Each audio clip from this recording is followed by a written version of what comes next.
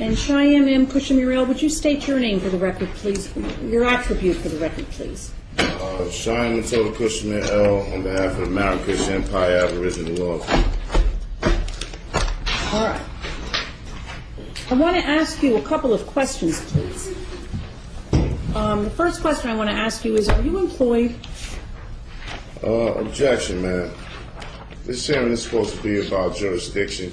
This court has no jurisdiction. The court has no jurisdiction to determine its own jurisdiction for a basic issue in any case before a tribunal. Well, if I have no jurisdiction to determine my own jurisdiction, how are you going to get that issue resolved? Listen, this case in this courtroom is a culpable, incompetent court of jurisdiction. You can't, according to federal case law, you can't set another hearing to reach and determine your own jurisdiction. As I've stated for the record plenty of times, I'm only handling threat, duress, and coercion, and because the prosecution falsely holds my property, and I'm here to clarify that matter. Other than that, I'm here under threat, duress, and coercion. It is completely against federal case law. It has power to act, and the court must have the authority to decide that question in the first instance. That's Redsky versus Municipal Court of Los Angeles. A departure by a court from the recognized and established requirements of law, however close apparent adherence to mere form and method of procedure, which has the effect of depriving one of a constitutional right, is in excess of jurisdiction. You have the flag right behind you, ma'am. May I interrupt you for a moment, You please? may not, ma'am.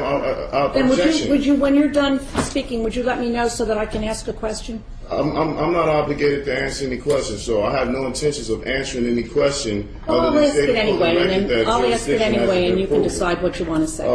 Thus, where a judicial tribunal has no jurisdiction of the subject matter on which it assumes to act, its proceedings are absolutely void in the fullest sense of the term, Dillon versus Dillon. Courts enforcing mere statutes, as it is to my understanding, that this is a statute and not a constitutional violation of law. In fact, one of the hearings I had with you, you said people are not charged with constitutional violations. I don't understand how you could be enforcing statutes and you have the U.S. flag behind you, as if you hadn't taken an oath to uphold the Constitution.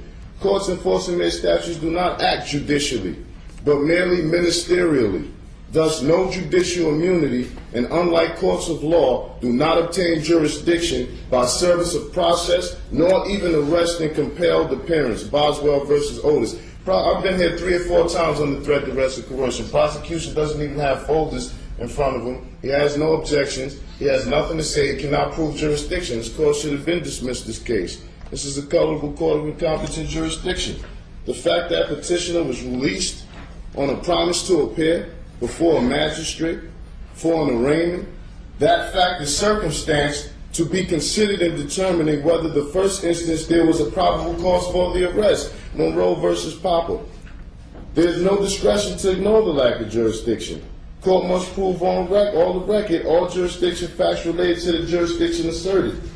A universal principle, as old as the law, is that proceedings of a court without jurisdiction are a nullity and its judgment therein without effect either on person or property. This case has already been put before the federal court and you will be receiving a notice of removal very shortly. This court has no jurisdiction. Prosecution can't prove jurisdiction. This case shall be dismissed, and it will. Did you file a notice of removal with the federal court? Yes, you will be receiving it shortly. All right. Well, when I receive it, I will rule on it. This is my question to you, however. Are you employed? I'm not employed. I'm not employed with any corporations incorporated with the state of New Jersey.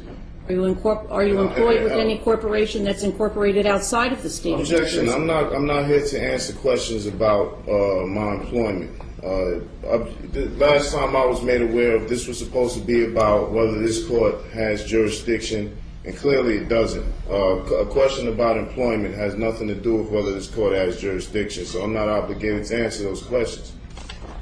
And I shall not be answering any more of those questions that are not pertaining to jurisdictional facts. Well, this is my question to you. I asked it before. If your position is that this court has no jurisdiction to determine its own jurisdiction. Objection, man. That is not my ruling. That is not my holding. I've given you the federal case law regarding such. Maybe you can take some time out that you need to do to recheck that, but that's what the case law says, not what I said. Well, I do have jurisdiction over you. Number one, you're here in my courtroom. Objection, Number ma'am. two, You do not have jurisdiction over me. I'm here by way of threat, duress, and coercion. The federal case law stipulates already that compelled appearance and arrest warrants doesn't give a minister acting ministerially and not judicially enforcing their statute's jurisdiction. That's incorrect and false. You do not have jurisdiction because I'm here. You've told me before when I was here that you would lock me up if I didn't come, which was threat, duress, and coercion. I think that you misstate what I told you. Objection, ma'am. I have not misstated.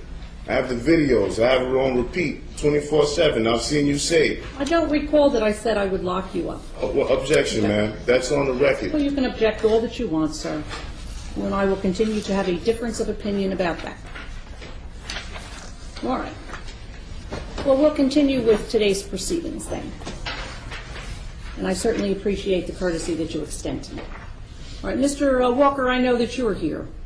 Yes. You wish to be heard, sir? Your Honor, I have Kevin Walker appearing on behalf of the Office of the Public Defender.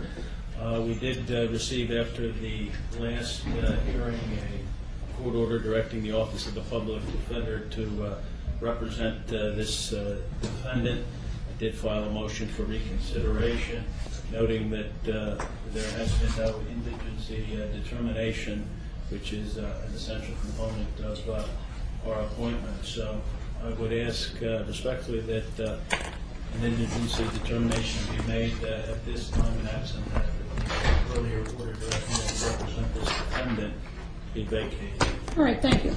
Do you wish to be heard on the issue, Mr. Luciano? I don't, Judge. All right. I have inquired of Cheyenne Mutada Kushamurel concerning his employment. He tells me he is not employed in the state of New Jersey by any corporation, and therefore I determine that he does not have the present ability to pay for counsel to proceed in this matter. Objection, ma'am. I don't know this gentleman. I haven't made any contracts with the Public Defender's Office. I don't know what that was an attempt to do, but he does not have the authority to speak for me. So I would appreciate it if any non-identified parties determining to act on my behalf first fill out an IRS Form 56 and notify the IRS that they're acting in some sort of fiduciary capacity. All right. Let's talk about the issue of, Mr. Walker, I want to talk about the issue of jurisdiction. One of the issues that has been raised in this case and has been raised over and over again that really needs to be determined before we can proceed with it is with regard to jurisdiction. I have received, it was filed with the court, it was received in my chambers on January 7th. I'm not exactly sure if it was filed downstairs on a different day, something that has been entitled a non-negotiable affidavit of fact to dismiss with prejudice for lack of personam jurisdiction, lack of discovery, and lack of an injured party. It purports to raise the issue before the court of lack of jurisdiction with regard to Cheyenne Mutada Kushamurel.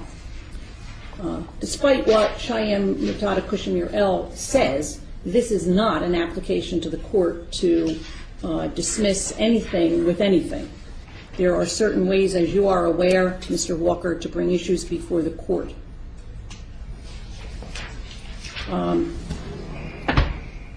What we need to do is have the issue brought before the court properly by way of a notice of motion. I don't even know if Mr. Luciano got a copy of this, but certainly you know that any motion filed has to be served on the prosecutor. How much time does your office need in order to do that? And did you receive a copy of this? Judge, I have not received a copy of that, and before I address that issue, I would respectfully request that you inquire into this defendant's assets to see whether he has a present ability to retain private counsel. Well, he tells me he isn't employed by a corporation, so... Objection. This is obscene. Sir? This is a conversation that I'm having with Mr. Walker, not with you. And the way you didn't want me to interrupt you, I would like you not to interrupt me or Mr. Walker. Objection. This man cannot speak for me, man. I haven't filled out any public defender's applications nor contracts to agree to that. You cannot force me against my consent to have someone who I have no formal contract or agreement with to speak on my behalf. I'm a natural flesh and blood man. I don't have to have, yes, ma'am. I do not have to have an attorney at law, a colorable attorney at law, de facto attorney at law, propose or purport to speak for me in any regards to these matters at hand.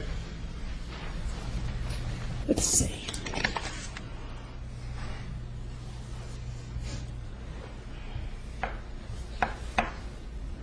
March 23rd, sufficient time, Mr. Walker? I think so, Judge. All right.